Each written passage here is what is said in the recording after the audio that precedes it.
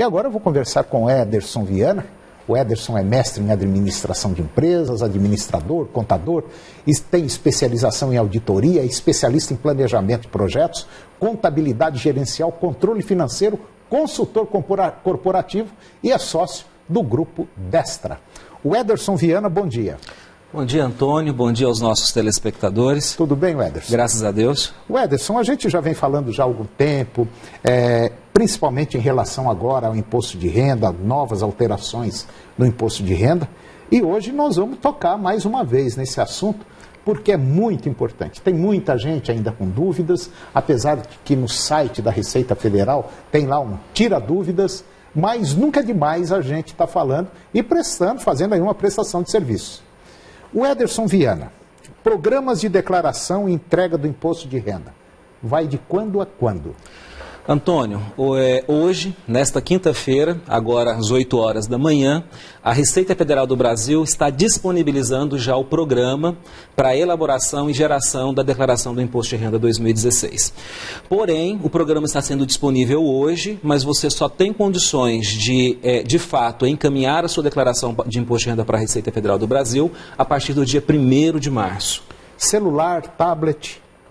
tudo vai servir. Exatamente. Nós temos aí agora, a Receita Federal do Brasil está com essa tecnologia, então através dos smartphones, dos tablets, você tem condições também de fazer, colocar dentro do celular e também, claro, do tablet o programa e, consequentemente, você também estar encaminhando a declaração através desses programas.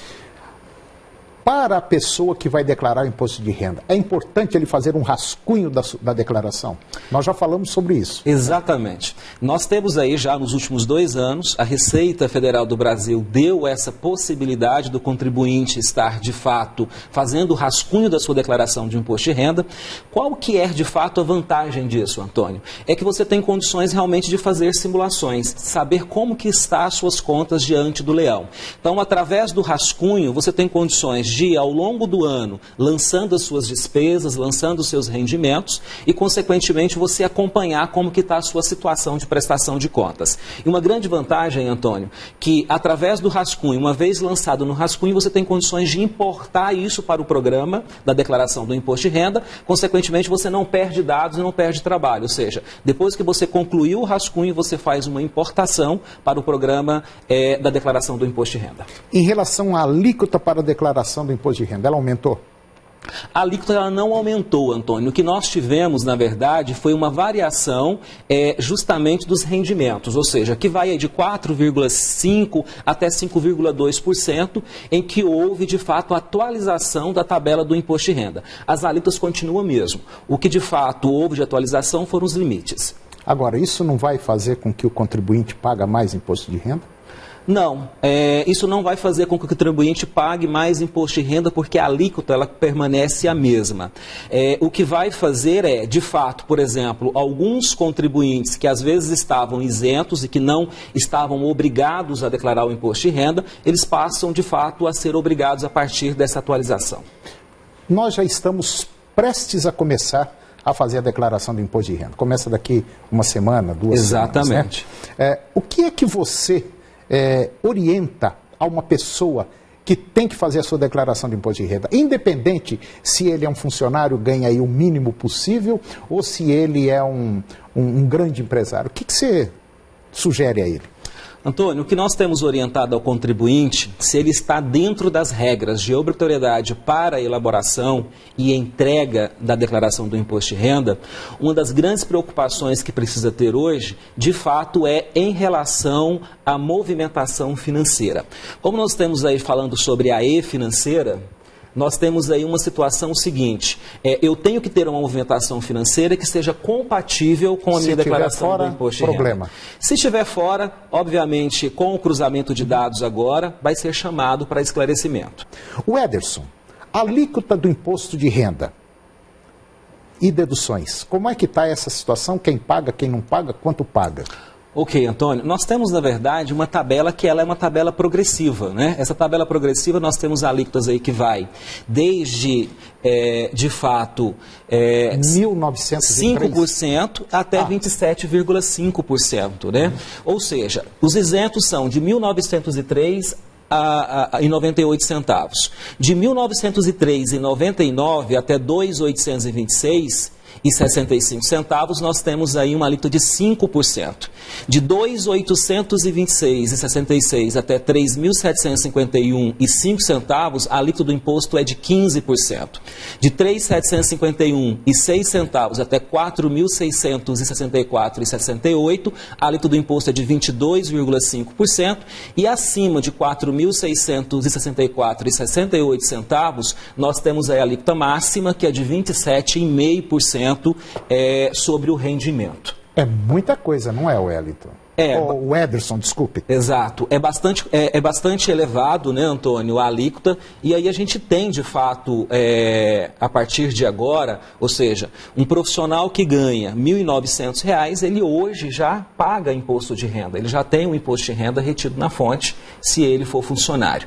Então, consequentemente, eu falo que o imposto, ele, de fato, ele sobe bastante a partir do momento em que o contribuinte, ele tem mais de uma fonte pagadora. Porque aí eu vou somar as minhas fontes pagadoras e, consequentemente, a alíquota também ela sobe. Então, quando um contribuinte ele tem mais de uma fonte pagadora, ele acaba, de fato, tendo um custo maior com o imposto de renda. Quer dizer, aquela pessoa que tem um emprego, por exemplo, e ele faz um bico, ganha lá mais R$ 1.900 por mês, R$ 2.000. Se ele depositar esse dinheiro, ele vai ter que pagar imposto.